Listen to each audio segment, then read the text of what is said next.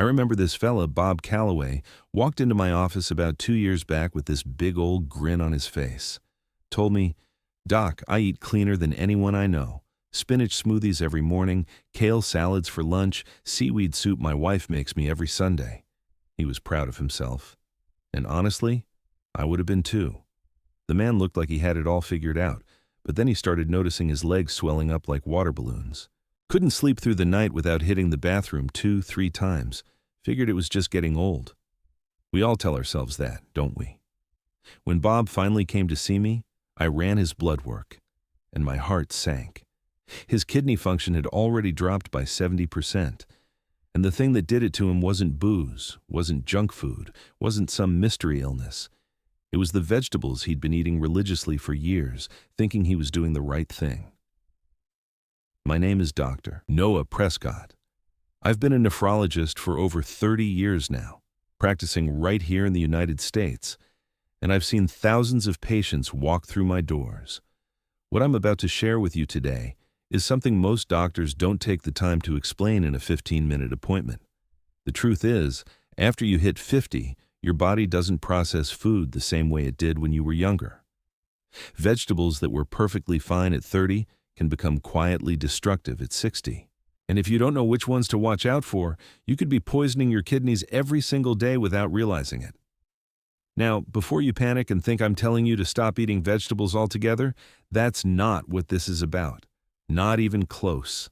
What I'm going to do today is walk you through 5 vegetables that men over 50 need to be very careful with, 5 vegetables that are genuinely great for your kidneys, and the 3 cooking rules that can make the difference between helping your kidneys heal and accidentally making things worse. If you're waking up tired, if your ankles are puffy by the end of the day, if you're making trips to the bathroom all night long and you haven't been drinking, pay attention. Your kidneys might be sending you a distress signal right now. Let's start with the 5 vegetables you need to be cautious about. And look, I know some of these are going to surprise you. They surprised Bob too. Number 1 is spinach. I know. Popeye lied to us, right? Spinach is packed with something called oxalic acid or oxalate. When you're young, your kidneys flush that stuff out no problem. But once your kidney function starts declining, and it naturally does as we age, that oxalate doesn't get filtered out. Instead, it binds with calcium in your body and forms these tiny, sharp crystals. Think of it like little shards of glass scraping the inside of your kidneys. Over time, that leads to kidney stones and tissue damage. Bob was putting a handful of raw spinach in his blender every single morning. That's a massive dose of oxalate hitting weakened kidneys day after day. Number 2 is kale. Now I can already hear some of you saying, "Come on, Doc, kale is a superfood. And for a healthy 30-year-old, sure, it's fantastic." But here's the problem. Kale is loaded with potassium. When you juice it or blend it into a smoothie, you're basically creating a potassium bomb. For kidneys that can't filter properly anymore, that flood of potassium leads to a condition called hyperkalemia, which is a dangerously high potassium level in your blood. That messes with your heart rhythm. In serious cases, it can cause cardiac arrest. I've seen guys in the ER whose only crime was drinking green juice every day thinking they were being healthy. Number 3 is dried radish greens. Now this one's more common in certain households, but if you've ever had turnip greens or collard greens that were dried and then cooked down in a stew, the principle is the same. When you dry leafy greens, the potassium and phosphorus concentrate. They can end up 2 to 3 times more potent than the fresh version. Then, if you cook them in a salty broth, you're adding sodium on top of it, and your kidneys have to work triple time to deal with all of that. Number 4 is heavily fermented or pickled vegetables. I'm talking about the stuff that's been sitting in brine for months, sauerkraut that's been fermenting since last winter, old pickles, anything that's been aged in salt for a long time. During that fermentation process, compounds called nitrites build up. These don't cook out, they don't wash out, and they directly damage the delicate filtering membranes inside your kidneys. A lot of guys think rinsing or boiling these foods makes them safe. It doesn't remove the nitrites. Number 5 is seaweed, and this one catches people off guard. Seaweed has become trendy in health food circles. Seaweed chips, miso soup with kelp, all that. But seaweed is very high in both iodine and potassium. If you're eating it regularly, you're overloading your thyroid and stressing your kidney filters at the same time. For younger people with fully functioning kidneys, no big deal. For men over 50 with declining kidney function, it's a real risk that most people don't even know about. Now, I don't want you walking away from this feeling hopeless, thinking you can't eat anything anymore. That's not the message here. Bob felt that way too at first. He sat in my office looking defeated, like I'd just taken away everything he enjoyed. But then I told him what I'm about to tell you. There are vegetables out there that your kidneys absolutely love. They're easy to find, cheap to buy, and simple to cook. You just need to know which ones they are. So let's talk about the 5 vegetables that are genuinely good for your kidneys, the ones I personally recommended to Bob and recommend to my patients every single day. Number 1 is zucchini. Good old zucchini. It's about 90% water, which means it naturally helps flush waste products out of your system. It's low in potassium compared to most other vegetables. It's incredibly easy to digest, and it takes pressure off your kidneys almost immediately. I had Bob's wife start making a simple zucchini soup 3 times a week, lightly seasoned, nothing fancy. That was the first change we made, and it was a game changer. Number 2 is eggplant. That deep purple color comes from a compound called anthocyanin, and it's one of the most powerful antioxidants you can get from food. Your kidneys are essentially bundles of tiny, delicate blood vessels. Anthocyanins protect those vessels from oxidative damage, which is one of the main ways kidneys deteriorate as we age. Steam your eggplant, keep it simple. You'll be doing your blood vessels a huge favor. Number 3 is Napa cabbage, the tender young kind. Not the tough, fibrous outer leaves, but the soft inner parts. This gentle fiber acts like a sponge in your gut, soaking up toxins and carrying them out through your digestive system. That means your kidneys don't have to do all the heavy lifting. Your gut takes on some of the detox work, giving your kidneys a much-needed break. Number 4 is radish. Radishes contain a natural enzyme called diastase that aids digestion and reduces the metabolic byproducts that your kidneys have to filter. They also have a cooling effect on the body and promote healthy urine flow. I tell my patients a little bit of cooked radish a few times a week goes a long way. Number 5 is perilla leaf, or if you can't find that, fresh basil works as a decent substitute. Perilla contains a compound called perillaldehyde that has strong antibacterial properties. It helps keep inflammation down in your kidneys and bladder, which is critical, because as men age, urinary tract infections and bladder infections become more common. Those infections can travel up to the kidneys and cause serious damage. Think of perilla as a natural security guard for your urinary system. Now, here's the thing. Even these 5 great vegetables can work against you if you prepare them wrong. That's what I told Bob, and it's what I'm telling you. The cooking method matters just as much as the vegetable itself. So let me give you 3 rules that I've developed over 30 years of treating kidney patients. These don't cost anything. They don't require special equipment, and you can start using them tonight. Rule number 1. Blanch your vegetables in boiling water and throw that water away. This is the golden rule of kidney-friendly cooking. Potassium and oxalate are water-soluble, which means they dissolve into the cooking water when you boil vegetables. Studies show that blanching alone can remove 30 to 50% of the potassium from vegetables.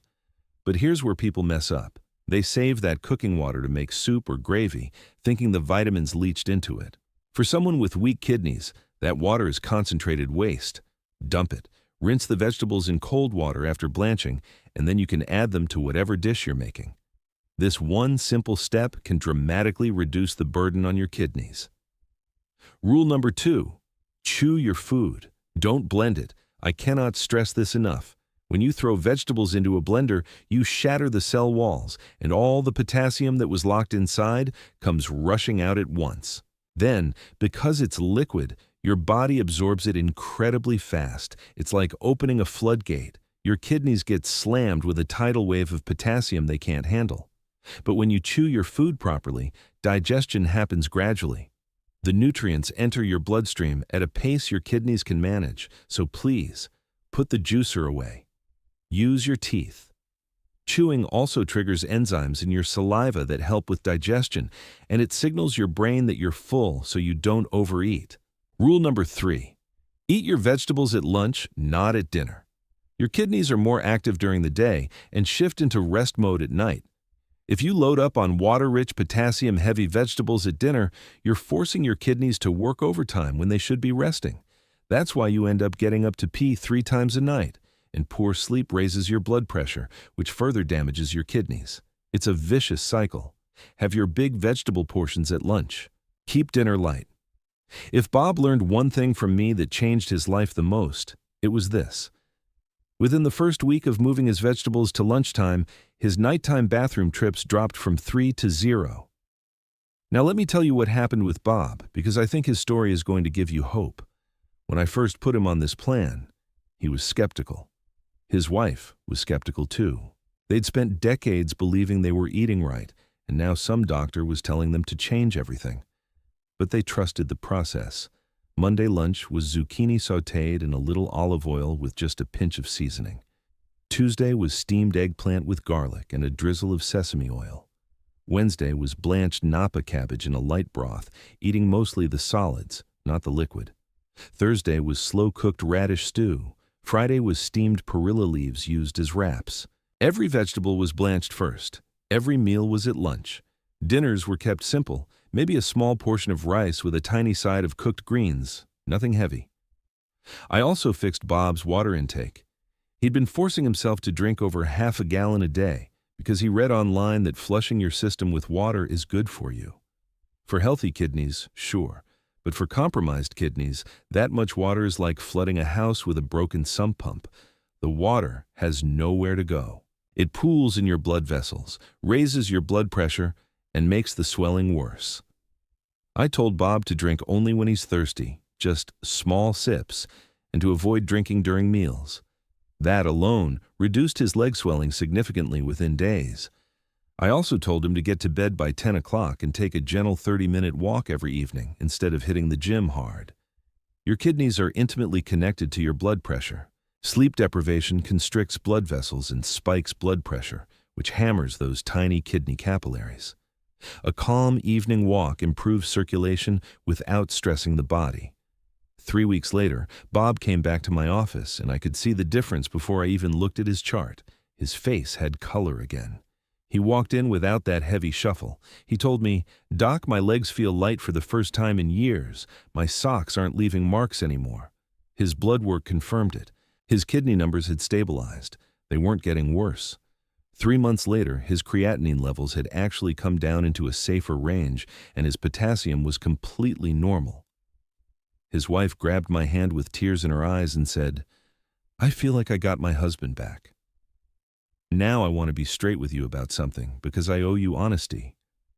A lot of people in the comments on videos like this ask, "Does this mean I can stop taking my medication?" Bob asked me the same thing. The answer is no. Absolutely not. Food is a powerful tool for supporting your body, but it does not replace prescription medication for acute or chronic conditions. If you're on blood pressure meds, keep taking them. If you're on blood thinners like warfarin, be especially careful with green leafy vegetables because they're high in vitamin K, which can interfere with how the drug works. Don't suddenly increase your vegetable intake without talking to your doctor first. And one more thing. I get a lot of questions from folks who say, "But Doc, our grandparents ate all this stuff and lived to 90. That's a fair point. But here's what's different. Our grandparents weren't eating processed food, weren't dealing with the same environmental toxins, and most importantly, they weren't combining these vegetables with the sedentary lifestyle and chronic stress that most of us deal with today. Their kidneys were in better shape at 50 than most of ours are. The rules have changed because our bodies have changed.